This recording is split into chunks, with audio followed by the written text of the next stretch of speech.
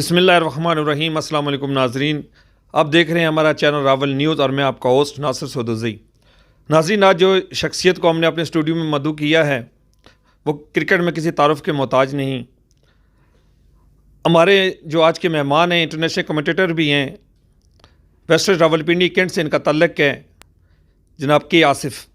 अस्सलाम वालेकुम। वालेकुम अस्सलाम। नासिर साहब कैसे हैं आप? खैरियत से हैं? जी मैं अल्हम्दुलिल्लाह। आसिफ भाई की बात बताऊँ, मैं ख़ुद इनके साथ क्रिकेट खेल चुका हूँ और हम लोग गट्ठे मलिक जिमखाना में क्रिकेट खेली हुई है इनके साथ। तो आसिफ भाई, सबसे पहले तो हमारे नाज़रीन को अपना कुछ तारुफ करवाएं क्रिकेट के बारे में। जी बिल्कुल। ये मेरा सबसे बड़ा तारुफ यही है कि ये जो शख्स मेरा इंटरव्यू कर रहा है ये मुझे क्रिकेट सिखाता था। सो मेरे लिए बहुत रिस्पेक्टेबल है नासिर साहब। इनके साथ मैंने मलिक जिमखाना में क्रिकेट खेली, मलिक जिमखाना क्रिकेट क्लब में, जहाँ पर हमारे प्रेसिडेंट थे साजिद शाह और कैप्टन जो थे वो इब्राहिम भाई, और ये विकेट कीपर होते थे और बहुत ज़बरदस्त किस्म की विकेट कीपिंग किया कर सकते थे। तो मैं उसके बाद क्रिकेट से फिर मैं कमेंट्री में आया और फिर मैंने पीटीवी स्पोर्ट्स में, जियो सुपर में और इंटरनेशनल मैचेस में भी कमेंट्री की और बस अभी इसी करियर को आगे लेके चल रहा हूँ। होस्टिंग करता हूँ, कमेंट्री करता हूँ। अच्छा आसिफ, ये बताएं कि आपने अभी तक कितने इंटरनेशनल मैचों की कमेंट्री की है और पाकिस्तान के बाहर किन ममालिक में जाके आपने कमेंट्री की है? जी मैंने दुबई में कमेंट्री की है। दुबई जो मेरा पहला दुबई स्टेडियम में जो मेरी पहली एंट्री थी वो एज क्रिकेट कमेंटेटर थी। सो मैंने Pakistan versus West Indies one day international cricket series हुई थी वीमेन की, जो कि पाकिस्तान ने पहली दफ़ा पाकिस्तान की वीमेन ने वेस्ट इंडीज़ वीमेन को हराया था। सो मुझे ये एजाज़ हासिल है कि मैं उसमें एज ब्रॉडकास्टर काम कर रहा था। आसिफ भाई, क्रिकेट जो होती है इसकी इन्फॉर्मेशन इकट्ठा जब आप करना होती है कमेंटेटर के लिए बहुत मुश्किल होता है, और ख़ास करके जितने प्लेयर्स होते हैं उनके बारे में उनका नॉलेज, तो ये कैसे आप मैनेज करते हैं उस टाइम? ये बहुत टफ़ होता है। ये हमें लग रहा होता है कि हम जब किसी की कमेंट्री सुन रहे होते हैं तो एकदम गलतियाँ भी निकाल लेते हैं कि ये गलत कह गए, ऐसा हो गया। लेकिन ये बहुत टफ़ होता है कि जब आप लाइव कमेंट्री कर रहे हैं और कोई एक ऐसा प्लेयर आ गया जिसके बारे में आप नहीं जानते कि वो कौन है, तो आपके लिए एम्बेरसमेंट है। सो मैच से पहले भी हम देख रहे होते हैं कि अगर कोई ऐसा प्लेयर है जो कि डेब्यू कर रहा है या जिसको ज़्यादा हम जानते नहीं हैं, तो उसके बारे में हम इंफॉर्मेशन इकट्ठी करें ताकि जब हम कमेंट्री पे हों तो हमारे पास स्टफ़ हो, हम उनके बारे में बोल सकें। सो जितना ज़्यादा आपके पास नॉलेज होगा उतनी अच्छी आप कमेंट्री कर सकते हैं। इसकी मिसाल आप लें, दुनिया के हर्षा बुगले हैं, हमारे पाकिस्तान के रमीज़ राजा हैं, ये वो लोग हैं जो कि हमारे लिए आइकन हैं, इनसे हम सीखते हैं। सो कमेंट्री के लिए आपके पास नॉलेज का होना बहुत ज़रूरी है। अच्छा आसिफ, किस शख्सियत से मुतासर होकर आपने ये कमेंट्री जो है ना इसको चॉइस किया और आप इस तरफ आ गए, अपनी इतनी अच्छी आप क्रिकेटर थे वो छोड़ के? मुझे कमेंट्री में जो मेरे फेवरेट थे वो टोनी ग्रेग थे। वो फोत हो गए और उनको जब मैं सुनता था बचपन से ही तो मैं उनको कॉपी करने की कोशिश करता था। और मैंने फिर क्लब मैचेस में कमेंट्री की, आपको भी याद है कि मैं कमेंट्री करता था और टोनी ग्रेग को कॉपी करने की कोशिश करता था। सो टोनी ग्रेग एक ऐसी शख्सियत है, और उनके बाद फिर रमीज़ राजा, जिनको देख के मुझे शौक़ है कि मैंने मज़ीद अच्छा कमेंटेटर बनना है। तो आप इंटरनेशनल भी देखते हैं, आप ख़ुद भी एक अच्छे प्लेयर भी थे, और आप मुझे ये बताएं कि आप कौन सा क्रिकेटर था जो आपको बहुत ज़्यादा पसंद था? देखें, ये तो एक लंबी फहरिस्त है और लेकिन आज आप अगर नाम लें तो आप स्टार्ट होता है कि पाकिस्तान ने बेहतरीन बैट्समैन प्रोड्यूस किए। ज़हीर अब्बास एक ऐसे बैट्समैन थे जिनको एशियन ब्रेडमैन कहा जाता है। उसके बाद एक लंबी फहरिस्त है। सो अभी जब मैं कमेंट्री कर रहा होता हूँ तो मैं इंजॉय भी करता हूँ। AB डिविलियर्स एक ऐसे बैट्समैन है कि जिनका मैं विश करता हूँ कि जब वो बैटिंग कर रहे हो तो मैं कमेंट्री पे हूँ। और उससे पहले अगर आप देखें, सने जसूए एक ऐसे बैट्समैन थे जो थ्रिलिंग बैटिंग करते थे। और पाकिस्तान के जो थे वो आप आमिर सुहेल देख लें, सईद अनवर देख लें कि वो थ्रिलिंग किस्म की बैटिंग करते थे। तो ये सारे वो एक लंबी फहरिस्त है। मैंने कहा इंजमाम हैं, मोहम्मद यूसुफ हैं, सचिन तेंदुलकर हैं, विराट कोहली को देख के दिल करता है कि बस उनकी बैटिंग बंदा देखता रहे, बाबर आजम है। सो ये वो क्लास है कि जिनको बार बार देखने को दिल कर रहा होता है। कमेंट्री के जब आप करते हैं तो इसमें कौन सा ऐसा लेग पुलिंग भी होती हैं जिस दौरान होती हैं, या आपको कोई अच्छी जो है कमेंट्री एज ए कमेंटेटर आपको इन बातों का काफ़ी सामना करना पड़ता होगा? जब वो बैटिंग कर रहे हो तो मैं कमेंट्री पे हूँ। और उससे पहले अगर आप देखें, सने जसूए एक ऐसे बैट्समैन थे जो थ्रिलिंग बैटिंग करते थे। और पाकिस्तान के जो थे वो आप आमिर सुहेल देख लें, सईद अनवर देख लें कि वो थ्रिलिंग किस्म की बैटिंग करते थे। तो ये सारे वो एक लंबी फहरिस्त है। मैंने कहा इंजमाम हैं, मोहम्मद यूसुफ हैं, सचिन तेंदुलकर हैं, विराट कोहली को देख के दिल करता है कि बस उनकी बैटिंग बंदा देखता रहे, बाबर आजम है। सो ये वो क्लास है कि जिनको बार बार देखने को दिल कर रहा होता है। कमेंट्री के जब आप करते हैं तो इसमें कौन सा ऐसा लेग पुलिंग भी होती हैं जिस दौरान होती हैं, या आपको कोई अच्छी जो है कमेंट्री एज ए कमेंटेटर आपको इन बातों का काफ़ी सामना करना पड़ता होगा, तो क्या हौसला अफजाई भी करते हैं आपकी? मैं यहाँ पे ज़रूर नाम लूँगा कि पाकिस्तान में वैसे तो बहुत कम लोग हैं जो कि हौसला अफजाई करते हैं यंगस्टर्स की, ज़्यादा यहाँ पर लेग पुलिंग होती है। लेकिन यहाँ पर मैं 2-3 नाम ऐसे हैं जिनको मैं लेना चाहूँगा। एक सबसे पहले सबी अज़हर साहब, उन्होंने मुझे बहुत सपोर्ट किया। डॉक्टर नोमान साहब, उन्होंने मुझे पहला चांस दिया कि मैं कमेंट्री कर सकूँ PTV स्पोर्ट्स पे। उनके बाद आलिया रशीद साहिबा हैं जो कि एक सीनियर जर्नलिस्ट हैं, एनालिस्ट हैं, उन्होंने मुझे बहुत सपोर्ट किया। फिर जियो सुपर पे नसीम राजपूत साहब हैं, वो मुझे बहुत सपोर्ट करते हैं। मिर्ज़ा इकबाल बेग साहब एक आइकन हैं स्पोर्ट्स के अंदर, वो मुझे बहुत ज़्यादा सपोर्ट करते हैं। और मिर्ज़ा इकबाल बेग के साथ जब मैं पहली दफ़ा प्रोग्राम कर रहा था तो मैं बहुत खौफज़दा था, लेकिन जब मिर्ज़ा साहब के साथ मैंने एक प्रोग्राम कर लिया तो मुझे इतना ज़्यादा सेटिस्फेक्शन मिली कि उन्होंने मुझे किसी जगह पे स्नब नहीं किया, बल्कि उन्होंने दोनों हाथ खोल के मुझे वेलकम किया और आज तक वो सपोर्ट कर रहे हैं। तो बहुत से ऐसे लोग हैं जो मुझे सपोर्ट करते हैं। आपको मुस्तकबिल में क्या टारगेट है? देखें, मुस्तकबिल तो है ना, वो कहते हैं स्काई इज़ द लिमिट, कि आपने आसमान तक जाना है। सो टारगेट्स बहुत ज़्यादा हैं और इंशाल्लाह मैं ये चाहता हूँ कि पाकिस्तान में लेगेसी हो क्रिकेट कमेंट्री की। ऐसा नहीं होना चाहिए कि एक कमेंटेटर के बाद जो है वो फुल स्टॉप लग जाए। मैं चाहता हूँ कि इसमें ज़्यादा से ज़्यादा यंगस्टर्स जो क्रिकेट का कमेंट्री का शौक़ रखते हैं वो कमेंट्री की तरफ आएँ, और मैं जितना उनको सपोर्ट कर सकता हूँ, जो थोड़ी बहुत चीज़ें मुझे आती हैं मैं ज़रूर उनको सिखाऊंगा। और अब ये वक्त है, क्योंकि मेरे एक और कोलीग हैं एजाज़ भाई जो क्रिकेट कमेंट्री करते हैं, वो मुझे बहुत सिखाते हैं और बहुत ज़बरदस्त कमेंटेटर हैं, मेरे उस्ताद भी हैं। तो मैं उनसे बहुत चीज़ें सीखता हूँ। वो ये चीज़ें सिखाते हैं कि हमने लोगों को वेलकम किस तरह करना है, और वो मेरे साथ मिलकर हम एक टारगेट भी बना रहे होते हैं। तो टारगेट हमारा ये है कि पाकिस्तान में जो क्रिकेट कमेंटेटर्स हैं, क्वालिटी क्रिकेट कमेंटेटर्स जो हैं, इनकी कसरत होनी चाहिए। तो मैं इंशाल्लाह हम आगे जाएंगे और अपने साथ साथ और लोगों को भी क्रिकेट कमेंट्री में शामिल करेंगे। तो क्या जो क्रिकेट कमेंट्री आप करते हैं तो उसके लिए मेरे ख्याल में तो क्रिकेट का नॉलेज होना भी बहुत ज़रूरी है। तो जो कमेंट्री करेगा तो उसको ज़ाहिर जो उसने क्रिकेट खेली होगी तब भी वो कर सकता है, या कि आम फ्रेश आदमी भी कमेंट्री कर सकता है? देखें, जो कमेंट्री है असल में एक कमेंट से वर्ड नहीं निकला है कि आप जब बोल रहे होते हैं, कमेंट कर रहे होते हैं किसी की अच्छी शॉट के ऊपर, बॉलिंग के ऊपर। सो ये बहुत ज़रूरी है कि आपको क्रिकेट का नॉलेज हो। अगर आप अच्छे क्रिकेटर नहीं रहे, डज़ नॉट मीन कि आप अच्छे कमेंटेटर नहीं हो सकते। आप बिल्कुल हो सकते हैं, आप अच्छी कमेंट्री कर सकते हैं, लेकिन उसके लिए कि आपके नॉलेज इज़ पावर। हमेशा ये कहा जाता है कि नॉलेज इज़ पावर।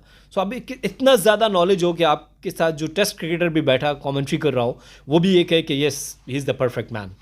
तो इसमें तो काफ़ी चीज़ें हैं कि उनको नॉलेज होनी चाहिए। एक तो फील्ड जो लगे उसका उनको आइडिया होना चाहिए, किस पोजीशन पे कौन सा फील्डर है, फिर रिवर्स स्विंग हो रही है या गुगली हो रही है या बॉल ब्रेक हो रहा है, तो उनको ये नॉलेज होनी चाहिए कि अब ये रिवर्स स्विंग हुआ है, ब्रेक हुआ है। तो ये चीज़ें तो होना लाजमी है। तो ये जब तक क्रिकेट खेलेंगे नहीं तो उनको इस चीज़ का कैसे?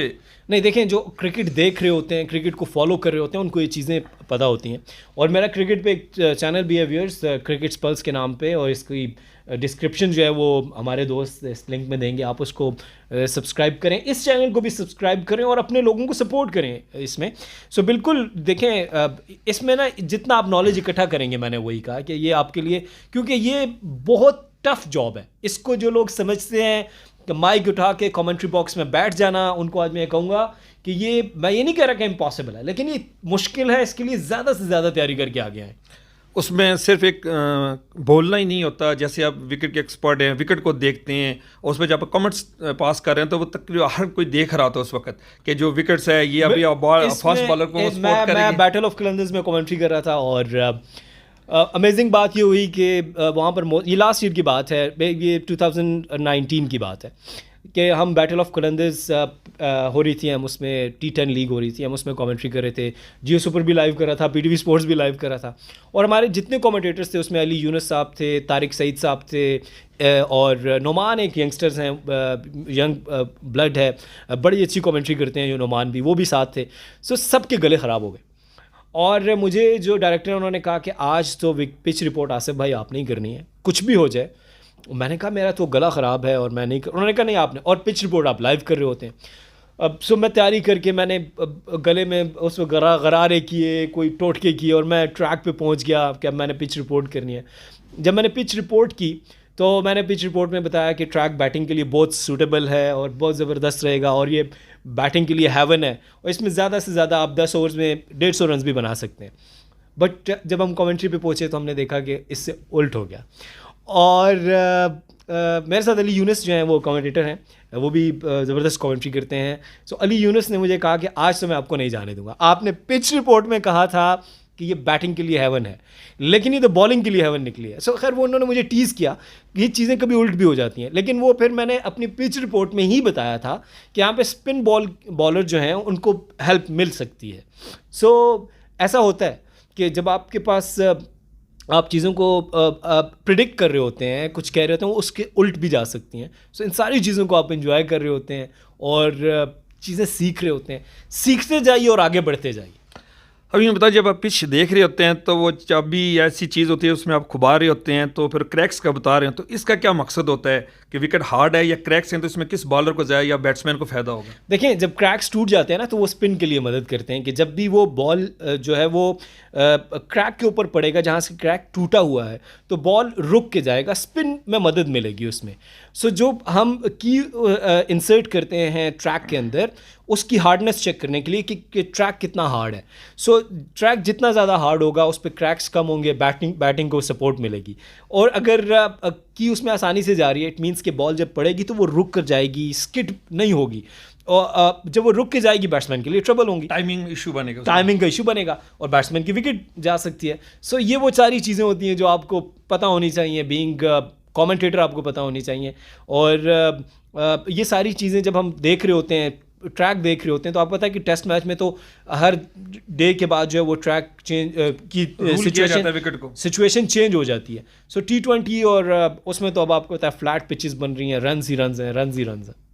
ज़बरदस्त। अच्छा, ये अभी पीछे एक इंडियन एनालिस्ट हैं, क्रिकेट कमेंटेटर उनके भी एनालिस्ट, उनसे आपकी कुछ हुई, ये क्या माजरा हुआ है?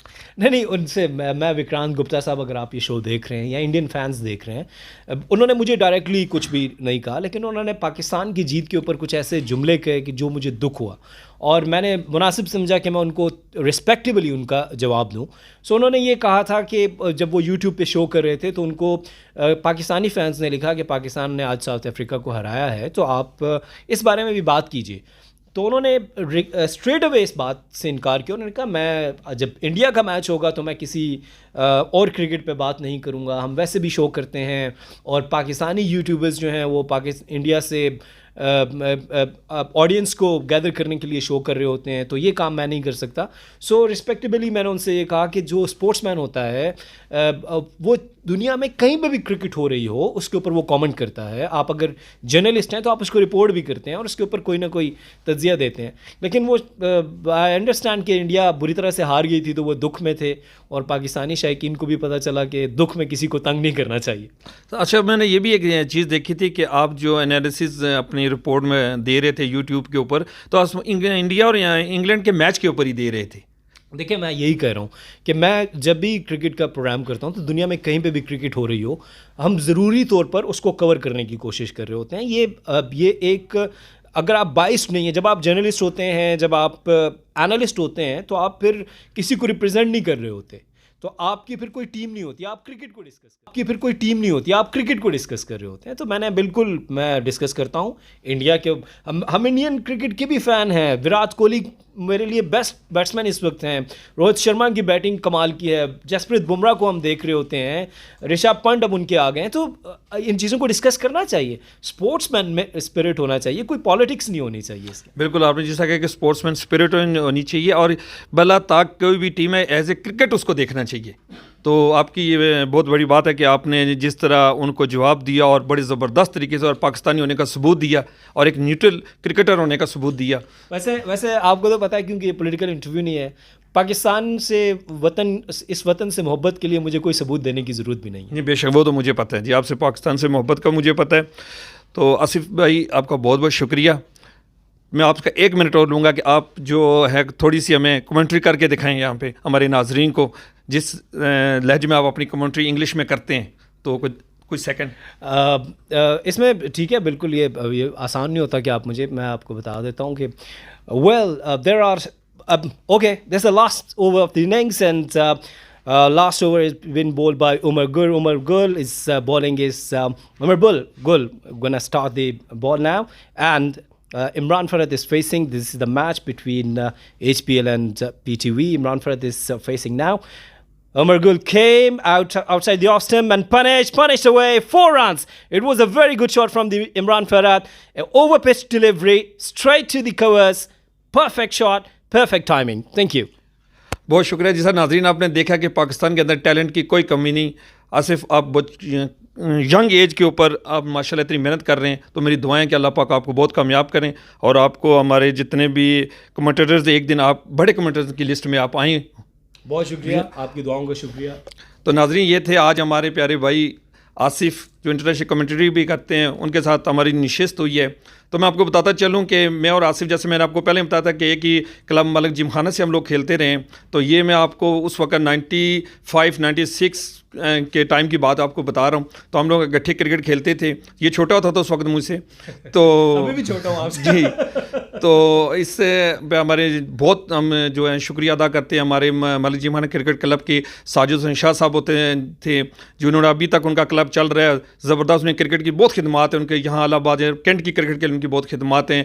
कैप्टन इब्राहिम भट्ट साहब होते थे, जो उस वक्त हमारे, आज तो उन्होंने क्रिकेट छोड़ दी, लेकिन वो आगे इंटरनेशनल लेवल के प्लेयर थे वो। तो नाज़रीन, आप हमारा चैनल सब्सक्राइब ज़रूर कीजिएगा, बेल आइकन में क्लिक कीजिएगा और कमेंट्स ज़रूर कीजिएगा कि आपने आसिफ से अगर कोई सवाल पूछना है तो हम इनको फिर इंशाल्लाह तकलीफ़ देंगे। बहुत बहुत शुक्रिया।